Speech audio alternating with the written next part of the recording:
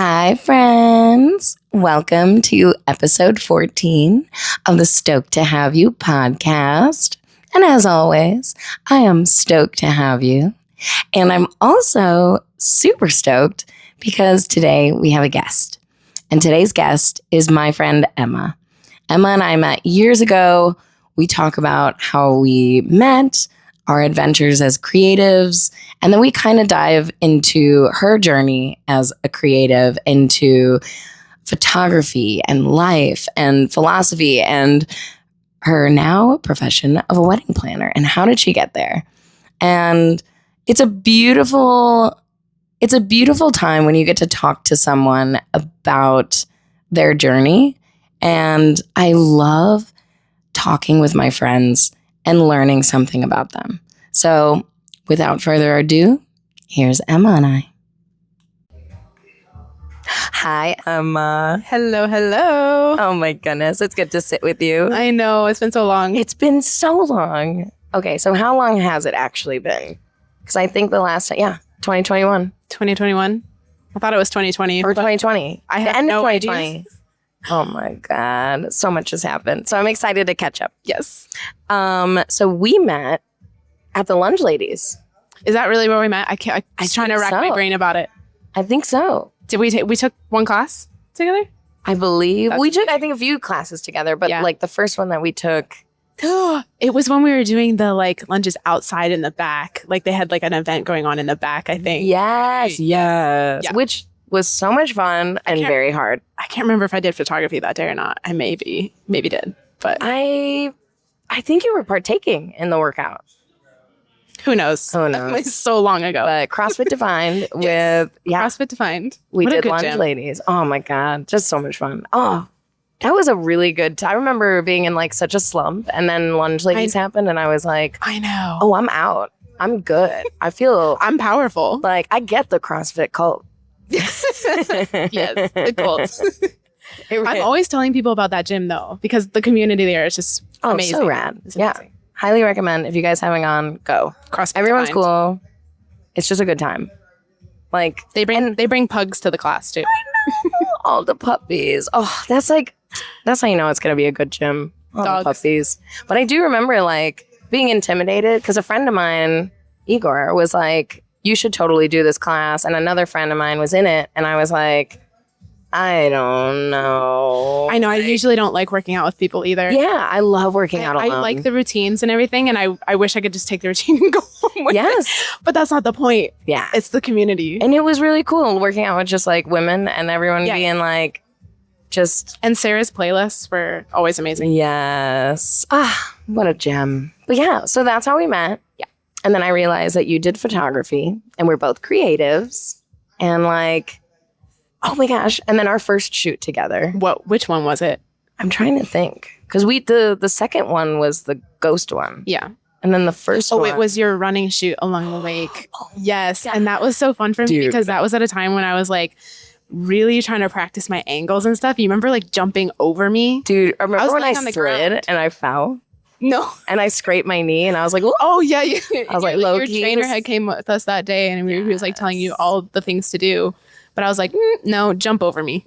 Yeah. Dude, that was so much fun. That I was still really look fun. at those photos and I'm like, they were great. Thank you. Oh, what were you going to say? I was like, again, it was such an experimental time for me. Yeah. So I was just trying all these weird things. And then that angle that I ended up doing that jump over me thing with was like a distortion filter that I was playing around with at the time. And it ended up making everyone's heads, like if I put it on a portrait session, it made everyone's heads kind of look like Megamind. And I'm glad that didn't happen with your shoot because yours was more like elongated movement. But yeah, crazy time. It was a really experimental time. I was so nervous because it's funny. And you get this being a creative, but like I was getting into like my running career, like I remember coaching. And then I didn't do it. Like I remember I was like, I love the setup and the build up.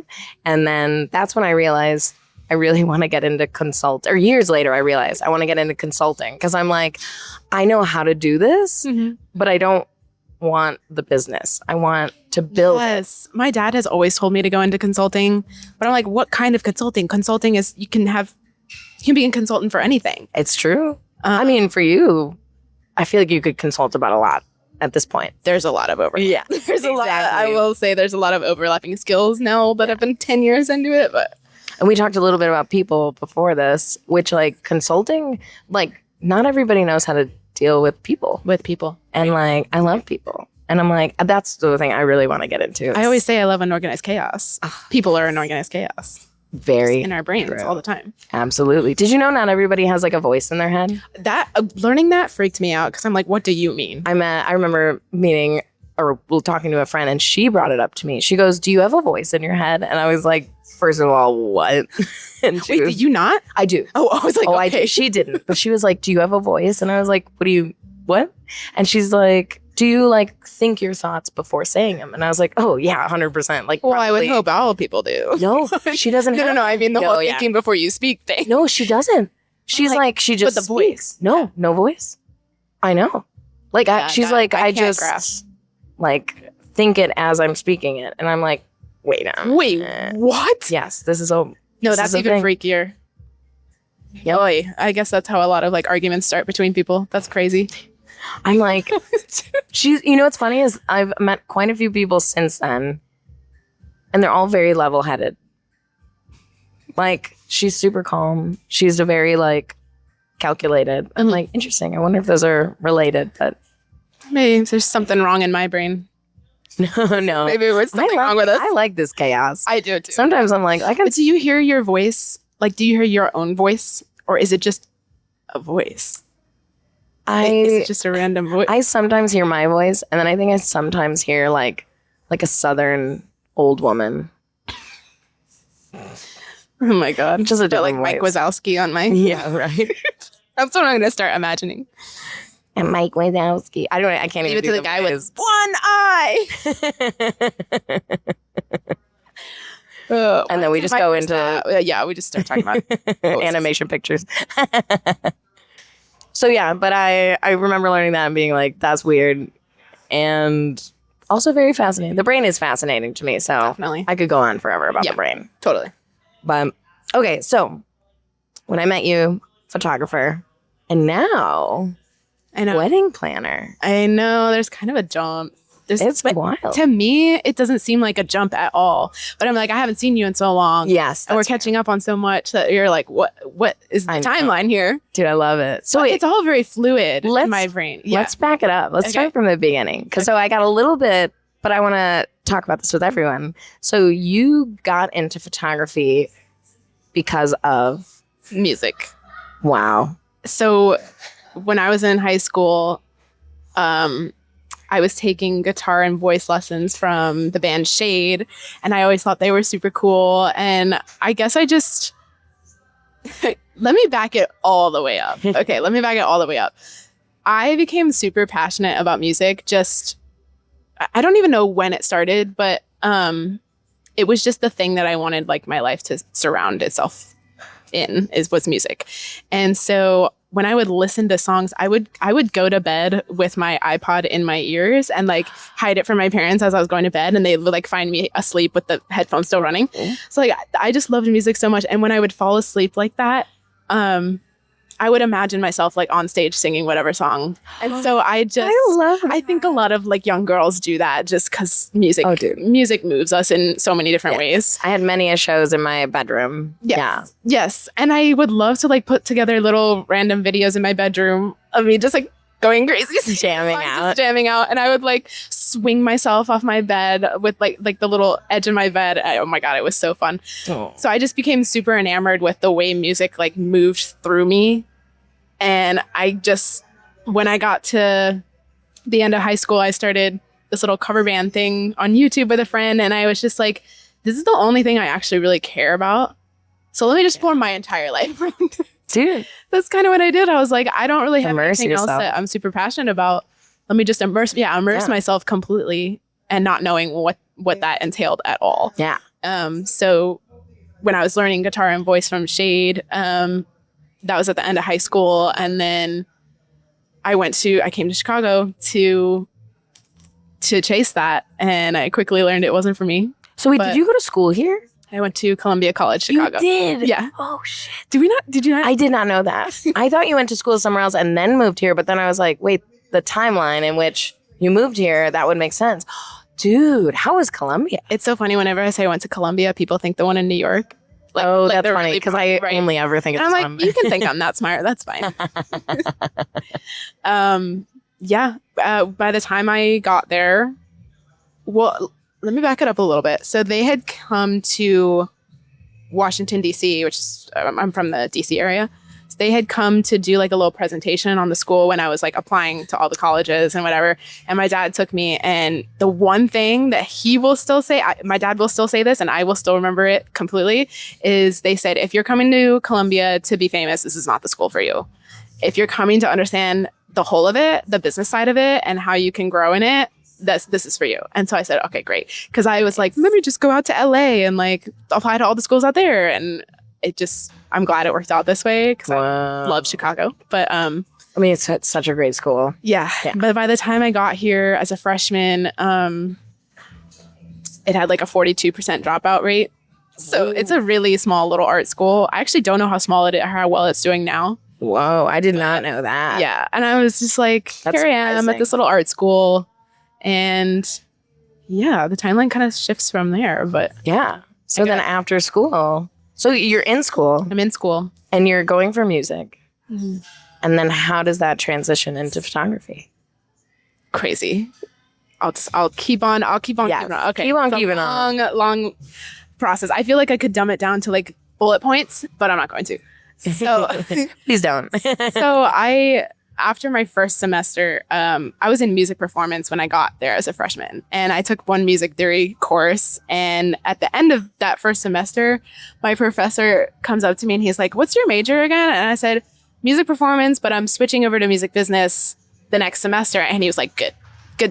It was because I could not grasp music theory. I was like, "Oh, let me just go into music and I'll just sing my little heart out," not knowing like all the theory and the like all practice that you have, all the nuances you have to go through.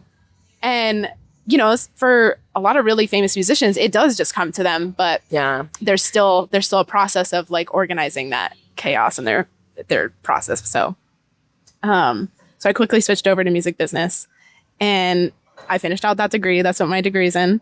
I think this would have been around junior year. Or no, it probably was that sophomore year, in my music production class. So like all of the business courses translated to me owning my own business later on. Yeah. It was never really, I realized music wasn't for me, but I wanted to surround myself with music still. Yeah. Keep it a part of my life. So in my music production course, I met Caleb, who is the lead singer of Friday Pilots Club. Oh my gosh, that's right. Do you remember them? Yes. Okay, so they were a band out of Columbia as well. Oh. And at the time, they had 5 original members who all moved on. Great guys. They just kind of moved on through life, decided they wanted something else. And I met Caleb and he was like, we had just started chatting about the music we liked and about the classes we were taking. And he was just about to graduate and we got along as really fast friends. And he was like, we need a social media coordinator, like come to this show we're doing it was like a Christmas ball or something at House of Blues. Oh, so House of Blues was my very first like music industry show. And that's kind of like a really cool. I know. I could not have asked great venue for a better venue for that. But it was just like the little school band show that they were putting on at that time. And I came and they got me in. This is when I was like 19 years old. And they got me into the House of Blues and put me in the front row. And they were like, just, record just stuff on your phone or something like that. Because just for social media. And as soon as I started working with them more often, I realized they needed better photos for their social media. And I was like, let's get you guys out. Let's do a little photo session. And I never like understood what I at the time didn't even know what the difference between a camera body and a camera lens was. Yeah. That was it. It took me a long time. Yeah. But once I started realizing they needed better photos, I had picked up a camera, which my mom gave me in like 8th grade or something. Little bit of backstory. My mom is like our community photographer. She would do all the graduations and the baptisms and the things at our parish where I'm from. Aww. So I would steal her camera and her SD cards like all the time. And then she would go on shoots and she'd be like, where is my SD card? Like, I'm like, oh, sorry, Mom. I took some photos on it. Yeah. So I had a good camera and I just hadn't picked it up again until this show. Wow. With Friday Pilots Club. And from there, I just kind of followed them around the city for the rest of my college experience. Yeah. With my phone, with my dinky little camera. And I would just record everything about them, everything about their process. I was in the recording booths with them when they were doing their albums. So you're getting like serious behind the scenes. Yeah. Like, yeah. And that's what I love. Feel like, did you have to, were they like your full creative like director, or were they kind of like, hey, get something like this? Like, how were you working together? Both. I think a good mix of both. This was this wasn't their garage band stage by any means, but it was the building themselves up and knowing what they were all about, figuring out what their sound was at the time. Yeah. Because it was still a time when they were like being compared to other bands, like, oh, they're kind of a mix of the Strokes and Arctic Monkeys. I remember people used Arctic Monkeys a lot, especially when comparing like Caleb to their lead singer. But once people started comparing them through band, they started realizing, oh, we need our own sound and we need to be like recognized for our own sound. Yeah. So that was just a time when they were like building themselves up in that regard. But that's wild. Can we talk about how amazing music is and just like impactful? I'd be here for 5 more hours. Right. If I get into that. Yeah. It's like, I realized this year the impact that it had on my everything. Yes. And how I have like every season of my, like I could go through all of my Spotify playlists. I love a playlist. And I can be like, oh, I'll listen to one that's from like 2011. I think I started my Spotify in 2012. Wow. So I have all of my playlists since then. Oh. And I'll listen to one from like 2019, 2018. And I know exactly where I was mentally and like emotionally and like physically. It's so triggering in your brain. It's so attached to memory. Yeah. And I remember doing a project. One of my final projects in college was about dementia patients and how music affects them and how it just continues to reside in your brain, attached to memory. And it was wild. It was a wild experience. And we're so connected. I know. Like when I think about it too, it's like we are just making sounds that sound pleasant together. And that's kind of what music is. Have you ever heard this phrase where it's like if we use art and like paintings to decorate space, then music is the way we decorate time? No. Oh, I love that. Right? That's beautiful. Right. But I don't know. I've always felt a particular movement through me with music. Yeah. It's really hard for me to explain like how passionate I am about it. If I do my best, it's just like... Yeah. Are your parents part of like it? No. Musical? Nope. Really? I mean, my mom was like heavily into music. Like she loved bands like Aerosmith and like all the good classic rock ones. But no one that like plays instruments. No, she's such a concert goer too. She was my concert buddy for the longest time. Oh. And I actually didn't go to like a lot of concerts when I was young either. My first concert was One Direction, like their debut tour. My first was Backstreet Boys. Oh, that's a good one. It was good. That was a good one. But we love our boy bands too. Oh yeah. I mean, ride or die, for sure. I still remember a bunch of the dances too, and I'm like, of course, keep that in my pocket for a good wedding. Yes, wedding dance floor. But yeah, I don't know where did I leave off just now? Okay, so school, and then getting into photography through music, our love for music, and so after working with Friday band Club. Yep. Yeah, then it's. How did you get into weddings? Or was it creative? Okay, yeah, I'm like having to remember my own story for a second. But let's see. So the last few shows I did with them and the kind of like trickling off of working with them would have been like 2018, 2019. And then they all decided they were going to move out to Los Angeles. Mm-hmm. And good for them. They deserve that. That's what they did. They blew up. They're massive now. Love that for them. But Dude, that's so sad. everyone that I knew in college, especially as an artist, was like, yeah, I'm going to move out to LA. And I just was not that person. I was like, I love Chicago. I'm going to stay right here. Yeah.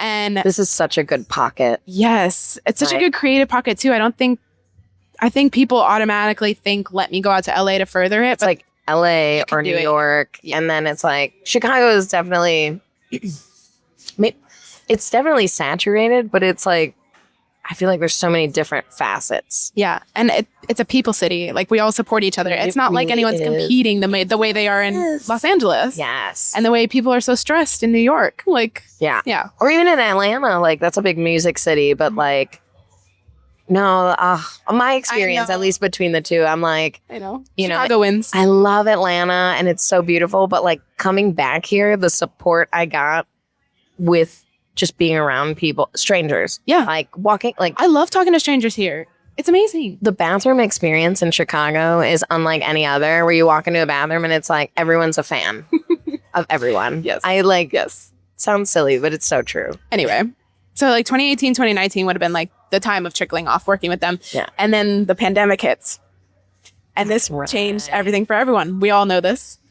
But at that time, I was working a few like day jobs and stuff and everyone was getting fired. And so I eventually got let go and I tried to make this other job work and it just didn't work. And so I looked at myself and I was like, the only thing that's working for me right now is photography. The only thing I have going for me is photography. And let me just try to find money and that then way. We did a photo shoot. And then and I just, offered a lot of free sessions at the beginning. Wow. Just to have faces to shoot, essentially. So I'd reach out to all my friends and stuff. But when the pandemic hit, I started doing distanced portrait sessions and pictures of family on their front stoop, stuff like that. Did you get into elopements? I know that was a big elopement time. Yeah. So around the pandemic time, I was dating this guy and his stepbrother was getting married. And I was like, hey, I'm kind of interested in doing couples and moving more into weddings. I just think it'd be just fun, just sweet, because who doesn't love love? Yeah. And I never thought about the whole of weddings or anything at that point. But he was like, okay, we're doing a little intimate beach wedding, something super small. We're fine with having a really inexperienced photographer. And they had known I had picked up a camera before. I had experience with all the music and stuff like that. So I was just like, you know what, let me try something new. And it was so fun. I just was like, this is so great. This is so people oriented. This is such an organized chaos. I love it.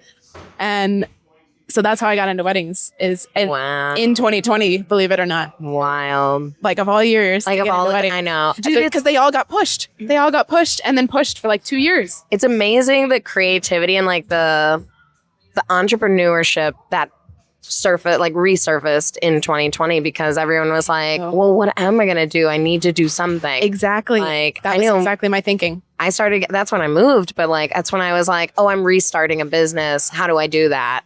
And yep.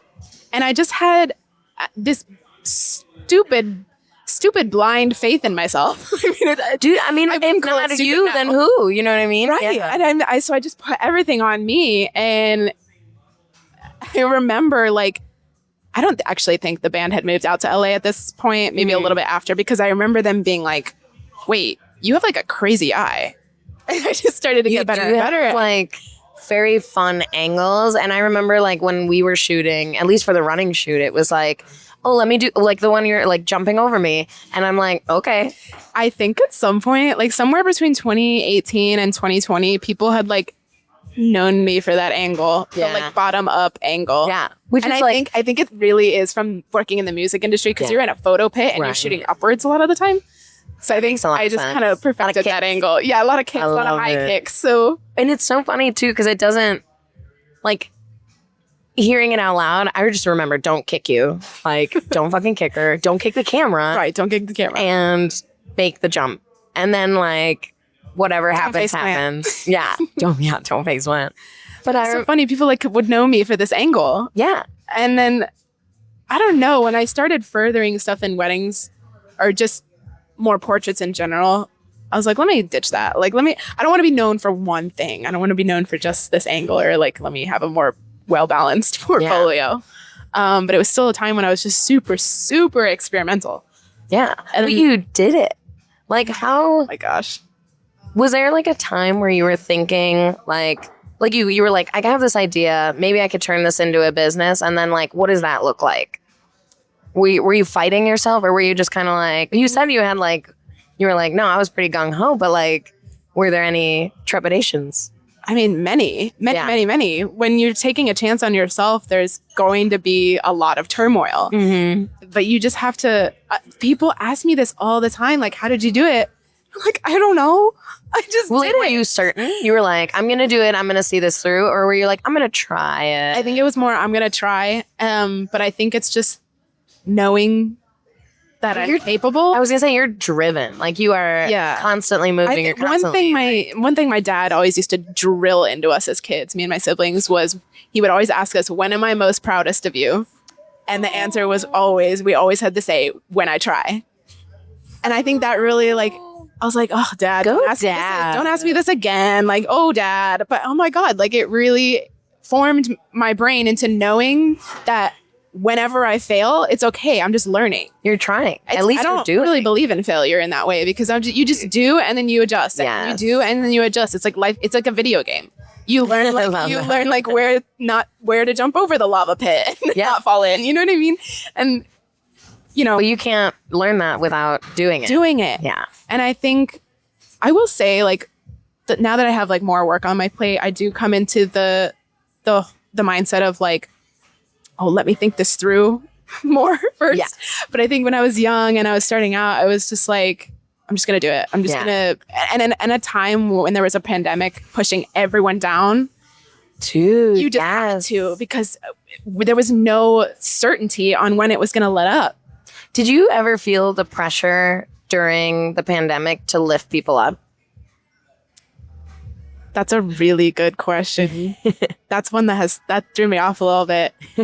Because yes, I feel like I'm innately that kind of person. I feel like I'm a positive person and I do have that joyful effect on people. But everyone was so in their heads during that time. Oh, everyone was so stressed and so like uncertain about so much. I know I struggled with that of like, I can't, if I'm down, like it'll bring down the people around me and they're already down. So I felt pressure of like, I don't know, be a light, be the bright side. My good friends in the band, they had already moved out to LA by this point, and like I didn't really have like a solid circle of friends here. Like all my ride or die friends are scattered across the country, which I love. I do love that. But I didn't have that during COVID. And then like when I had broken up with my boyfriend at the time, I was just kind of like focused on myself. I didn't really have anything else to focus on. Yeah. And that was okay with me. Like I just kind of blindly went for it. And I guess it worked out. Your self-portraits inspired me to take self-portraits. That was another thing is a lot of the time, because everyone was always so busy or uncertain about things, I didn't have a face to shoot a lot of the time. Yeah. Or people would be uncomfortable with it because of the disease or whatever. And so I would just have to shoot myself. And that's fun. And I learned that was fun. Like that was part of it too. That was part of, actually, that may have been one of the major turning points on like being comfortable with what I was doing. Because I remember in the end of 2020, I'm going home to visit my family for Thanksgiving. And I had my tripod and my camera with me in the airport. And I was following someone at the time who was like very influencer-like, and she would take a lot of photos of herself out in her city. And I was like, I want to do the same. Like, that seems so cool. Like, all of her photos were so cool. And so I remember sitting in the airport, like being like, oh, this is so embarrassing. Like this, it's intimidating. And I set up my tripod and I was just like, I'm never going to see these people again. Yeah. I'm never going to see. And I could show you on my Instagram, the photo I took in the airport. That day, I was like, I'm never going to see these people again. There's no reason for me to feel embarrassed. Yeah. And embarrassment is something I just don't feel. Dude, to this day. I tell people embarrassment is a choice. It's a construct of the imagination based on other people's perspectives. Exactly. I'm like, embarrassment to me just goes like, oh, and like, I'm noticing like, oh, maybe I'm bothered by something else, or it's just this hidden insecurity I wasn't aware of. And then I'm like, oh, sometimes it could be that. And then I'm like, it unravels something about yourself. But like, I just like laughing at myself. I like making a fool out of myself, especially when it's when it makes other people smile. Right. Like, well, it's like, yeah, I think that was a good turning point. That airport photo. I was like, I'm fine. I'm totally fine. There's no reason for me to be embarrassed or like weirded out by what I'm trying. I love that. Yeah. So it's funny, these like little turning point moments in life.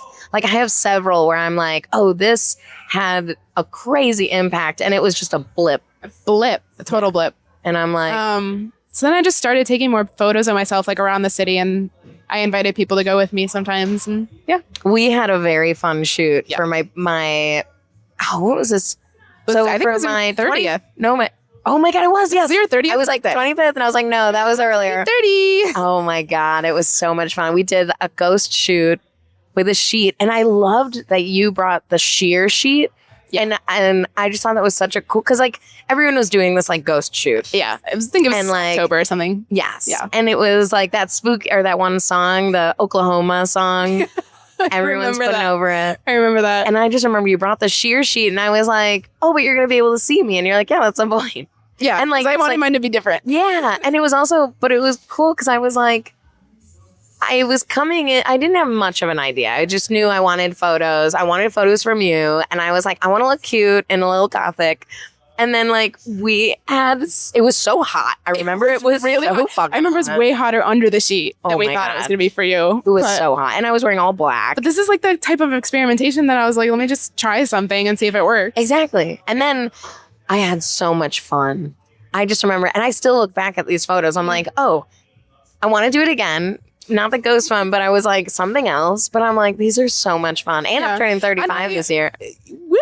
I love when people are able to look back at their photos and think like, oh, I loved that version of me. Yes. Or that was such a fun day. And it was like, that's the effect on photography. Yes. It was like a big moment for me too, because I was like, I was living in another state at the time. And I remember I flew back and then we did the photos. And I was just like, it was like a self-acceptance kind of moment for myself. And I was just like, this is very me. It's fun. And I'm just like, creative. And also this whole thing of like childlike wonder. Oh, dude, I love exploring it. I wish all of humanity could just hold on to that for themselves. Fun. Yeah. Dude, I still have, I love having an imagination. Like, why not throw a sheet over yourself and be gothic? And put sunglasses over it. It's so funny because it was like a gothic shoot, but it was like a cutie ghosty shoot at the same time. We were like frolicking along the field, but then I still made it moody. Yes. And it was good. So funny. Yeah, we put sunglasses over the sheet. That was fun. It was such a good time. Yeah. And then like, so wait, did you do more like that? Like whimsical kind of? Yeah, it was just kind of this is around the time when I'm trying to figure out what my style is. God. And well, it's funny. You brought to light the dark. And like the way you shot dark to me was like so different than what I saw. And I liked it because I was like, it almost like some photos, it almost makes you like focus on them a little more. And so I like that. I'm like, oh, I'm actually looking at the image. I'm not just like, it's not just passing me by.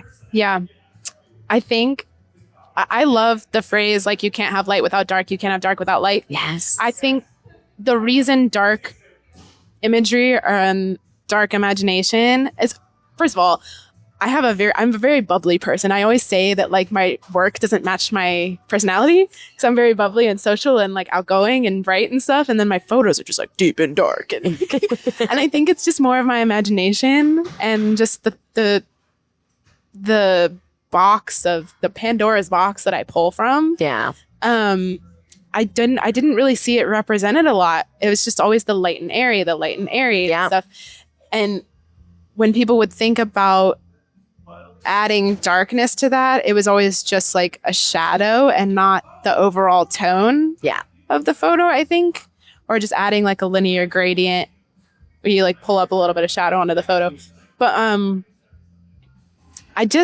I wanted to be first of all, I wanted to be true to my own art. Yeah. So I didn't want to try and be light and airy when I wanted to create something that felt more meaningful. And to me, like, I think a lot of photographers and a lot of creatives will probably disagree with this, but I think when the photos are darker and they're a little bit less saturated with the coloring, it lets the emotion show more joyfully, and it lets the emotion bring the color to the photo. I like that. Whether that's an actual color or not. Like, you know what I mean? And it's just this like emotional attachment you feel to it rather than, and something really big for me in my work still to this day is negative space.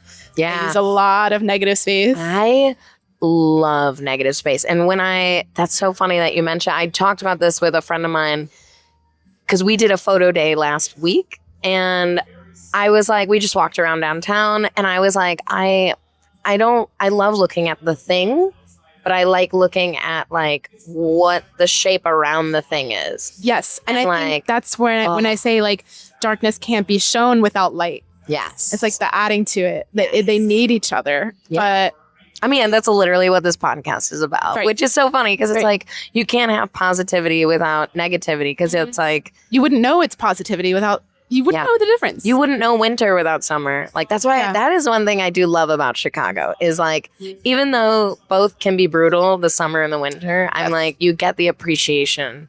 I'm like, Chicago summer is only for the people who stick it out in the winter, though. Dude, it's so true. We deserve you deserve it. We deserve that shit. And dude, this one was brutal. This one was this winter was I was like seasonally depressed. Dude, the first one back and I was just like, you're fucking kidding me. Like here we that week where we had like tornado, hail, rainstorm, windstorm. It's like all within 7 days. Midwest. My God. Trying to like stay positive and create art in that space is sometimes very difficult. But again, I feel like it kind of the city. I love Chicago so much because I feel like it adds to the work in that way. Like I do get seasonally depressed and I do come back and come back no matter what. Do you ever like the work? Have you like ever thought, so like I was talking to someone about like New Year's resolution is in January, but like it should be forward in like the summer solstice or like the spring solstice or the beginning of summer. Oh, it's like because it's like the whole winter, it's meant for hibernating. Yep. No, I've heard this. We're supposed to like come out in April. Yes. We're supposed to have that New Year's in springtime.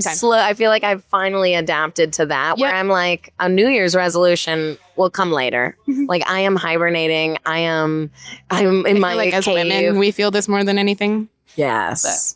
Yeah. Oh yeah. And I'm like, this is so like. I agree. It should be in the spring. It's like I allow myself to feel the sad of winter and like sulk a little bit. No, I do. I let myself feel it. I don't try to like actively pull myself out too much. Yeah. Obviously, I don't want to let it consume me. Exactly. But I know. I'm like, I gotta make sure I'm taking my vitamin D. Correct. Drinking my orange juice. It does contribute though to the work. Oh yeah. Yeah. It's also like makes you weird reflect. Break. Yes. Reflection, introspection. Yeah. All the good things. It's nice. And then spring comes. I feel like I start cleaning. I start going through like supplies. And then I'm like, what do I have? What do I need? What do I want? It's so fun because people will be like, oh, I love your work. That's exactly what I was feeling. And I'm like, so feel it. Yeah. So feel the thing. I love that. You know what I mean? I feel like art sometimes is so shocking to people or so stunning to some people because they don't allow themselves to feel those emotions. Sometimes, so I try to, I don't want to use the word force, but I try to really evoke emotions in my work. I would describe your work as moody in like such a, maybe not moody, but like emotional. Where it's like, like when I am on Instagram, it makes me stop and look at it, which is like, sweet. Oh my God, I love your stuff. I've always been a fan. That's why I was like, shoot me. Like, because it's like. It's hard, but it's hard for me to sometimes hear that people will stop in their tracks. And like every artist hopes for that moment. Yeah. That they'd stop and I actually spend time with it. Yeah. This is something that like my musician friends used to say, like, nobody makes a body of work anymore. They just like make a hit single, and then they put it out. And it's like very transactional, especially with the rise of TikTok and like shelving artists just until they make good TikToks. It's brutal. We could go on about that. It's very brutal. It's like, let me just pump out whatever I can. Yeah. And there's no like reflection of what you put out. There's no celebration of what you put out or, reflection moment. And that really sucks. Like I used to listen to an album start to finish, and then rewind and do it. Listen to it again. It's just no one puts out bodies of work anymore. Yeah. And That's a great way of putting it, because I feel like I've noticed it, but I couldn't put that into words. And it's like, oh, that's right. Like, nobody as an artist is doing shows anymore where it's like, I'm doing all of this and they're all connected and here's why. And like, I want to do that again. I did one back in the day and I was like, oh, it's been since 2019 since I've had like something I worked on behind the scenes that isn't just pet portraits. Yeah. And I really, over the course of the years, tried to have those one-off larger projects for myself. Like I knew that was something I really wanted. I when I was starting out, I was like, let me do one cool thing that everyone like will recognize me for, because let me just get my name out there. But after that first one, I realized like it's really important for me to take the time and do something larger and take the time with it. Just because I feel more connected to my emotions and myself and honestly the people I'm impacting, because these projects that I did were the second one I did was very much focused on another friend of mine's perspective on her art and what she was going through at the time. And so I had to like step out of myself and step into her shoes and understand the emotions she was feeling, even if they were completely foreign to me. Yeah. So I realized like these larger projects get me out of myself and out of my own tune with my work sometimes and further a lot of new creations. I love that. Right. And you're trying something new. Still trying. There you go. And you gotta, in order to be proud. I love that. Little full circle there. Full circle. But yeah, dude. So are you, okay. No, we'll take it back. I'll ask that later. So you transitioned into weddings. Yes. And then what happened? Because from the last time we spoke, you were in weddings, and obviously I follow you, so I know like you've been dabbling. I remember your announcement on wedding planning, and like I was like, oh shit. But I was like, oh, is it both or is it one? Yeah. And then so I know that I never really want to put photography completely down. I think I need to put it down right now, just for a little bit. Just so I can try new things and not like, again, be narrow focused. Yeah. It's good to give your brain. It served me for so long too. Break. Yeah. It's good to try something new. And I knew that I wasn't only good at photography, and that wasn't my only skill in life either. And photography demands so much of your personality and so much of your people skills and so much of your emotions and like so much more than you would actively think. All the multitasking. Yeah, all the overlapping. And so I realized those are really great marketable skills for a lot of other things that through photography I probably have an eye for.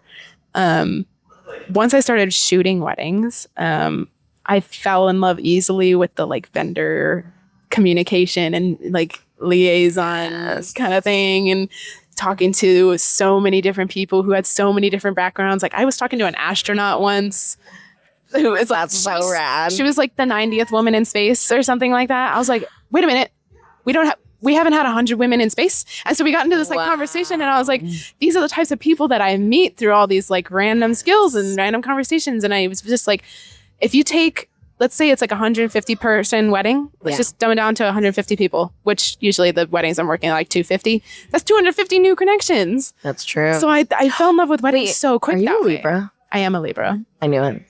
I mean, I knew you were in October. I just wasn't sure. I was going to say, tell me, do you know if I'm on September or October Libra? October Libra. Oh, yeah. Yeah.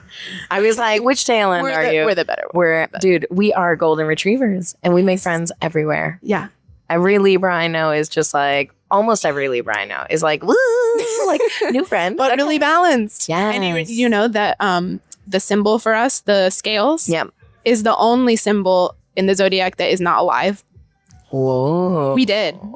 Whoa. We did. We did. And we moody. We moody. So anyway, that's how I fell in love quickly with weddings. It's just the people. I love that. And as soon as I realized they were genuinely impacted by who I was, I'm not gonna like try to be humble about that. I think I really do know that a joyful thing to people.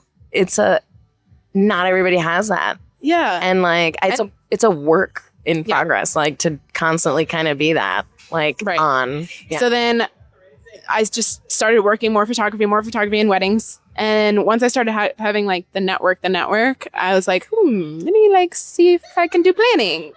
And the oldest sibling to wedding planner timeline could not have been any clearer. That's for so me. funny. Because I'm type A and I love to organize the chaos and be involved in as many things as I can. You are very organized. I'm good under pressure too. Yeah. I think I love it's pressure. still scary to me. It's so weird because it's still scary to me. I'm like, oh my God, I have so much on my plate. I have so much stress. I have so much like, oh my God. But then I'll get to like the day before the project or the day before the wedding. And I'm like, whatever, I got this. Like I've done this. I got it. It's totally fine. And wedding planning is such an open-ended task. Yeah. And I'm also part of working at a venue, like venue operations, marketing, and just bringing people in and clients in and maintaining the mansion. Yeah. So that's just a never-ending task. There's always something to do. There's always something new to explore and get your hands in. And the problem solving, Yes. is it satisfying or is it overwhelming?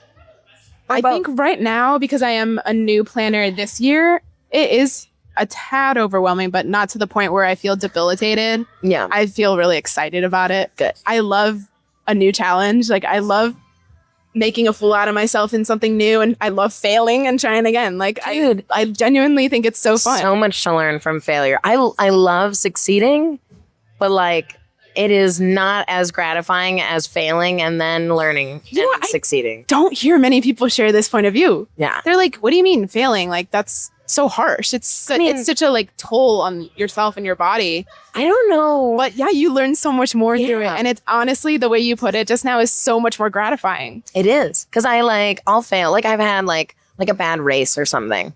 And then I'm like, oh, that was terrible. I know exactly what I did wrong. I know why it fell through. You can pinpoint it. And then I do it again. And then I go, oh, this is so much better than it. It's when you come back to it. It's when you come back to it after a failure. Yeah. You come after a failure, you're like, oh, I got it this time. That feeling is so amazing. Yeah. I chase. And it propels you. Yes. Because I'm like, and then I've said this before in podcasts, but like it adds to your tool belt. The tool belt. Yes. I'm like every failure I'm learning, I'm always adding to my tool belt. So it doesn't matter what it is, whether it's like in the art realm, in the coffee realm, in the running, whatever facet of my life, I'm like, oh, this is applicable more than likely in another way. Definitely. And being in jobs that are so people oriented, you're gonna get that person that like gives you shit and they're gonna come at you and be rude. You're gonna run into these difficult people. I love those interactions. Yes, I do too. Sometimes I'm like, oh, this is real. I don't want to deal with these people. Yeah. But then I'm like, what a chance to grow. What a chance for me to be better. What a chance for me to bring good vibes to their day. An opportunity to challenge yourself. I'm like, kindness. Yes. When someone's being a complete dick. Adding to the tool belt. I love that. I've gotten people, especially working in coffee, I'm like, people come up and they're having a terrible day and they're just like, this is wrong or this is that. And I go, hey man, no problem. It's too big for us to solve. And when you say that to someone and they're coming at you like, raging, and I'm like, hey man, it's gonna be all right. And they're just like, oh, so disarming. And I love that. I feel like before working in weddings, I used to crash out about a lot of things. I would just get really easily irritated.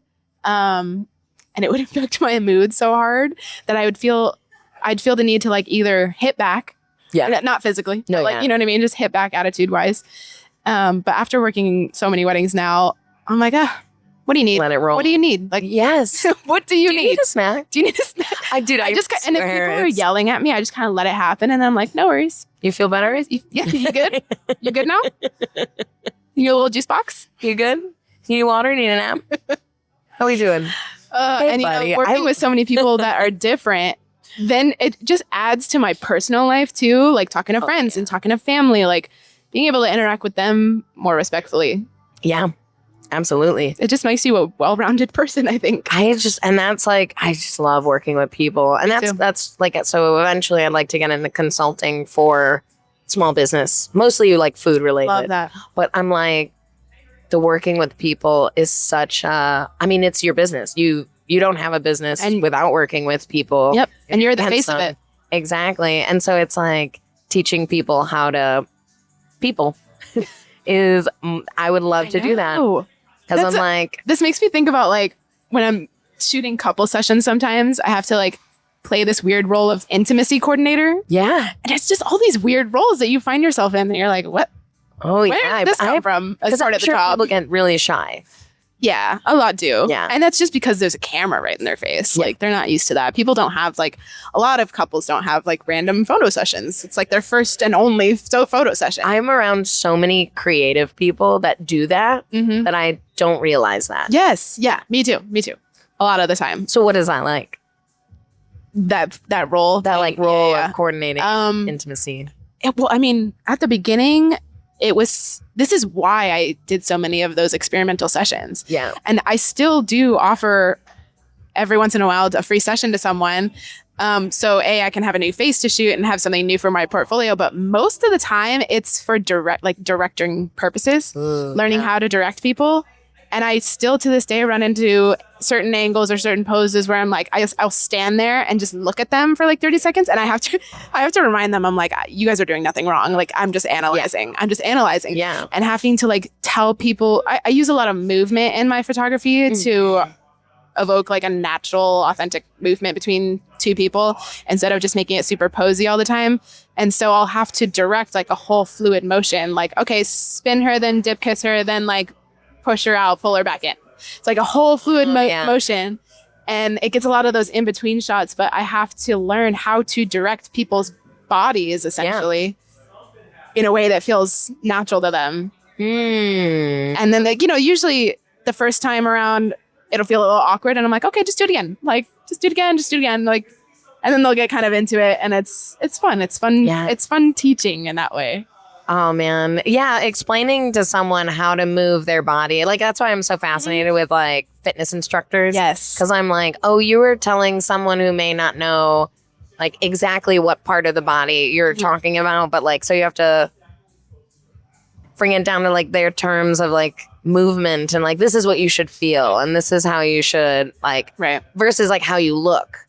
So, because like, I'm sure like, I know in shoots myself, I've been told, okay, you're going to do this. And I'm like, I am going to look so fucking stupid. But then I see the photo and I go, oh my God, that makes so much sense now. Right. Like, so. There's this one pose that I'll do where I'll ask people like dance in a circle, like the couple to dance in a circle together. And I there's only one way I know how to do it so far. I'm like, you guys know that Victorian dance where like your hands are up in the middle and you're just kind of circling at the same time? It's like, it's kind of like that. And then I'll like adjust it a little bit to where I want it. But yeah, you just have to come up with these really random like instructions.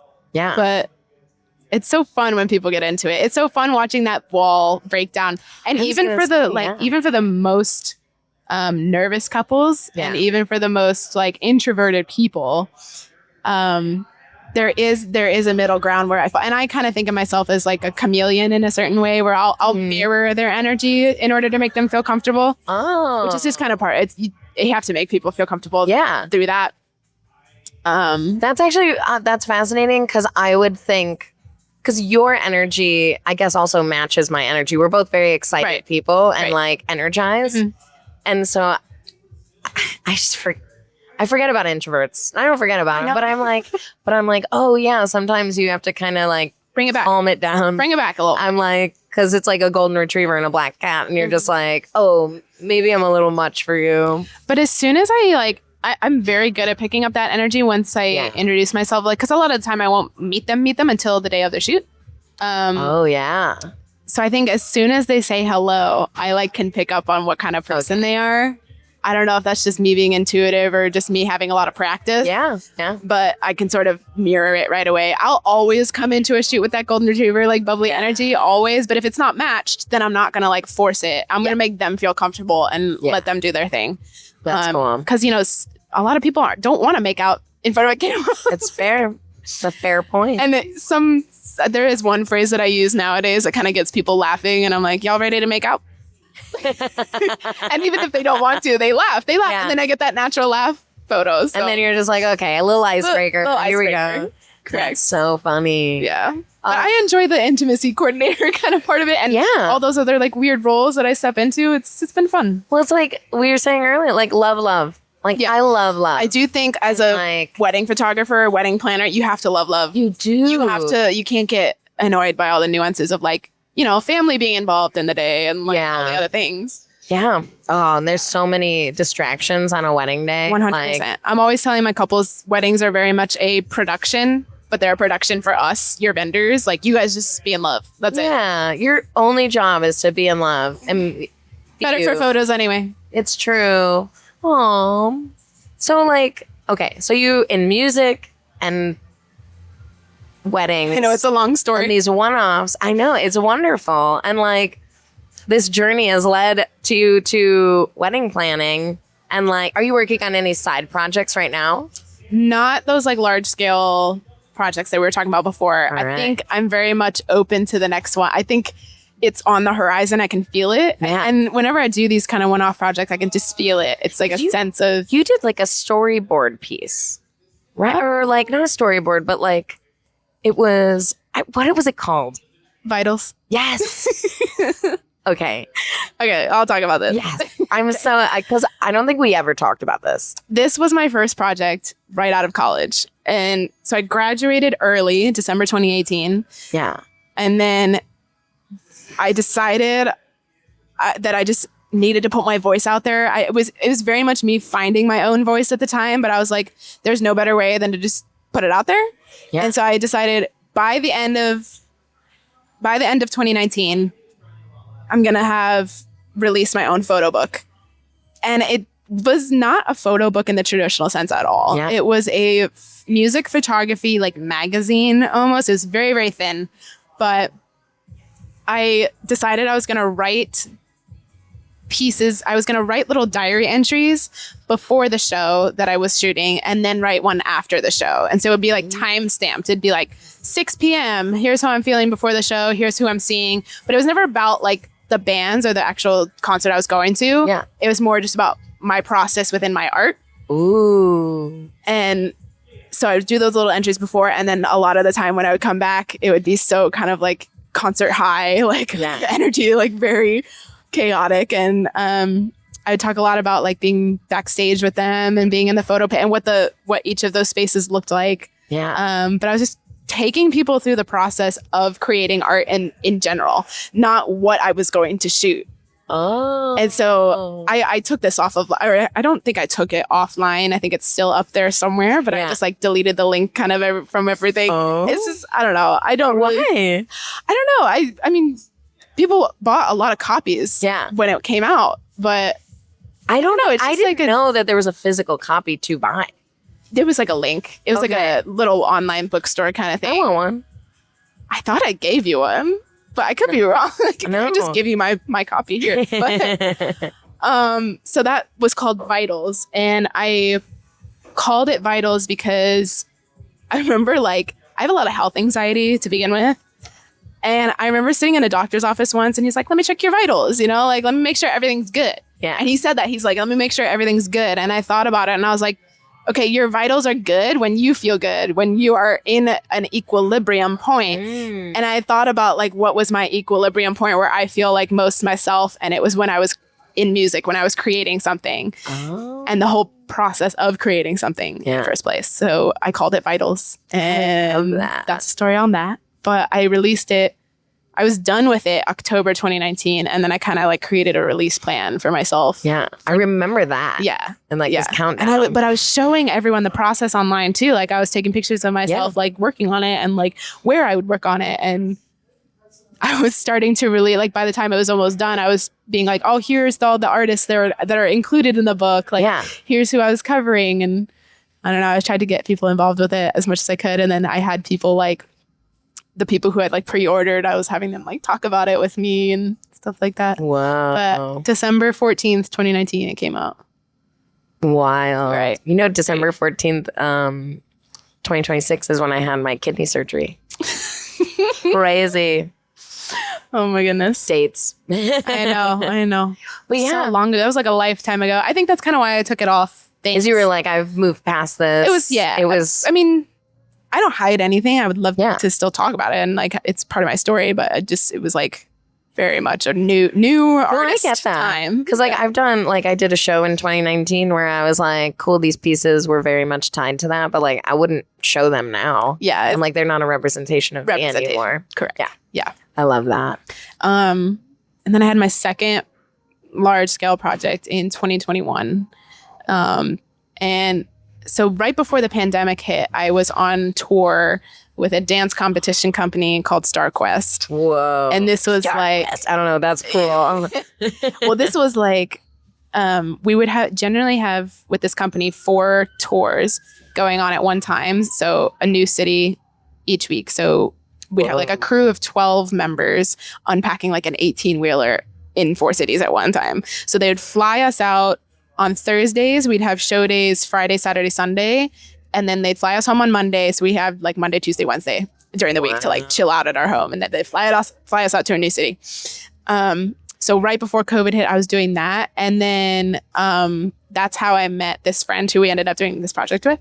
She was our sound girl. Her name was Harley.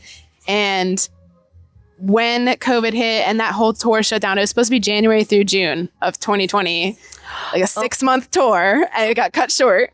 So Harley approached me when things shut down, and she was like, I've been writing poems about this relationship that I was in, and it was not great. It was not great on her, and she wrote all about it, and she approached me with all the poems about it, and she said, I want to turn this into like something. I want to make a photo book. Wow.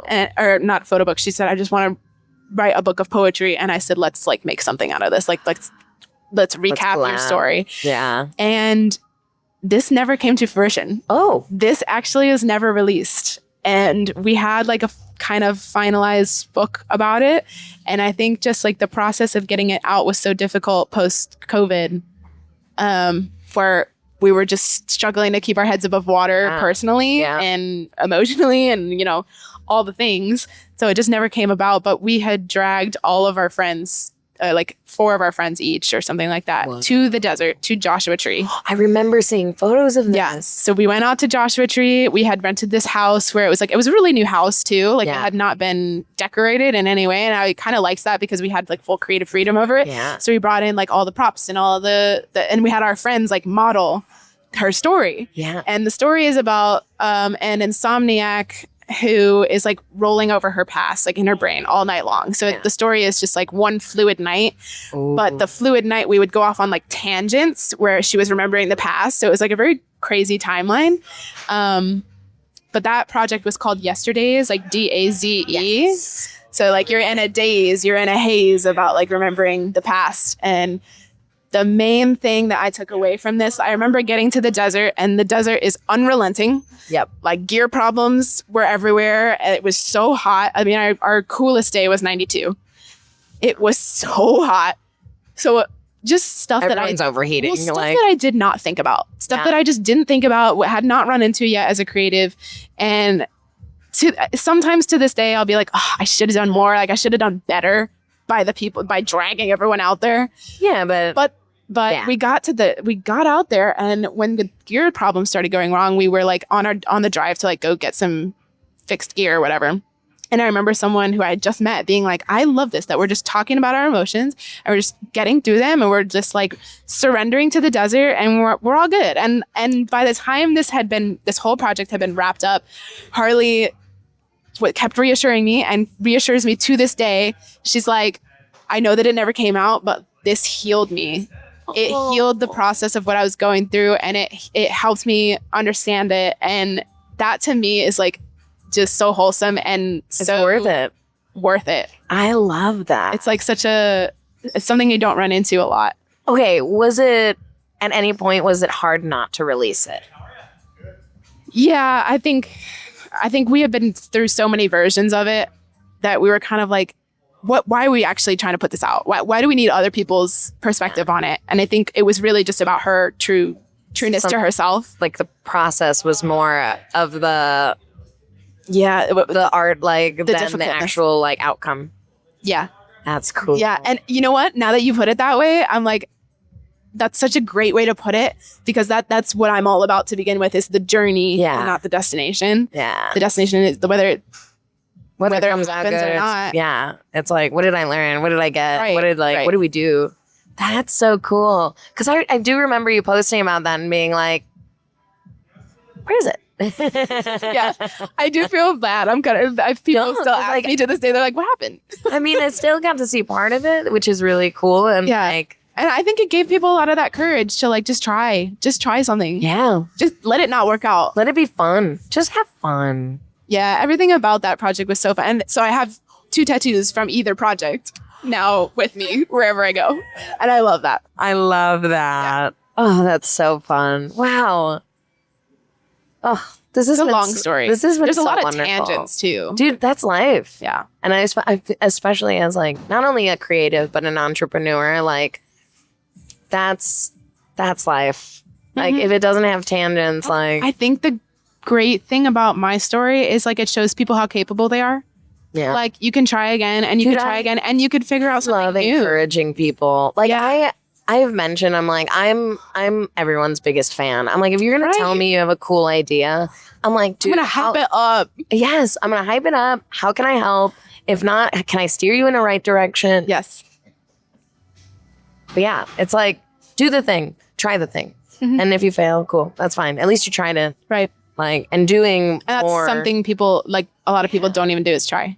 Yeah. Yeah, or think about trying. And I get it. It's intimidating. It's scary to try things and like fail at it. But like the most powerful words you could ever hear are "me too." Yeah, like, I've struggled before too. So if I'm out here tripping and not feeling embarrassment and like making a fool out of myself, like you can do it. Yeah, it's fine. Ugh, you'll be fine. Man. Human connection. I love it. Oh, I know it's one of my favorite things ever. Emma, this has been so nice. I know. I could keep yapping on and on about this. I know. I don't think I've ever actually sat down and like talked about every tangent either. People are like, "Oh, tell me your story. Tell me your background." I'm like, like here's the clips of it. Like here's me to start. Like I could bullet point it, but what's the point of that? Do you think you'll get back into music? People ask me this all the time. They do ask me this all the time now because they knew it was such a big thing for me. And I mean, music is still... it doesn't even have to be a thing. It could just be for you. Because like I love music and it's funny. I have so many instruments, but I only know how to play like 5% of each of them. And like, but I love it. And I love singing, but I don't sing in front of people because I get nervous. Yeah. But I'm like, I think this next year is like me stepping into that as more of a creative outlet versus like a job. I think sitting here thinking about it, I think the answer is no. Yeah. Even though I loved it and think about it, I loved it with every bit of my being. Yeah. I think when you make something that you love a job, it kind of it takes a different turn sometimes. And it's not to say that working in music made me not love music. It only made me love it more. Yeah. It's just that I think I spent so much time in the photo pit and behind stage and side stage, like all the different areas that were not the crowd, that were not the reason you go to a concert. So now like becoming a crowd goer again, like I got to see a lot of my favorite artists for free essentially because I would just assign myself these jobs. I got to request a lot of the artists to go shoot. With who I was working with at the time. So that was really fun for me. So I got to, but now that I think about it, I'm like, I don't remember what it's like to be so hyped up to go see a show. And just as a crowd goer. Yeah. Like I remember in high school, I'd be like, "Mom, can I go see the show tonight?" She'd be like, "No, not on a school night." Like I'd be like, but I'll do all these things. I'll walk the dog. I'll clean the house. Like, you know what I mean? I was like so hyped just to get concert tickets. Yeah. And like you'd sit in the queue with your little credit card, like waiting to type in your details just so you could like get a ticket. Yeah. I don't remember what that's like at all. Yeah. The concert going experience for me has changed so much for that reason. You're viewing it from the other perspective. Yes. Like, oh, if I was shooting, I'd be thinking this. Or if I was... When I go to see a show now, I'm not thinking, through the lens kind of thing. No, I that's what I'm saying, though, is I do love being a crowd goer again. Oh, I see. You embrace the crowd going. Yeah, but I don't think I'll ever know truly what it's like to feel that hype of like getting concert tickets. Because I'm like, I've been to so many. Yeah, like, I've been to so many that I'm like, no big deal. Like going to a show for like $18 was like a thing. And now it's like, I wanted to go see the Strokes. And I was like, oh yeah, I was going to get a day of ticket. I did forget day of to look at them, but I was like, that's all right. Mm-hmm. But they were like $500. And I was like, what? Yeah.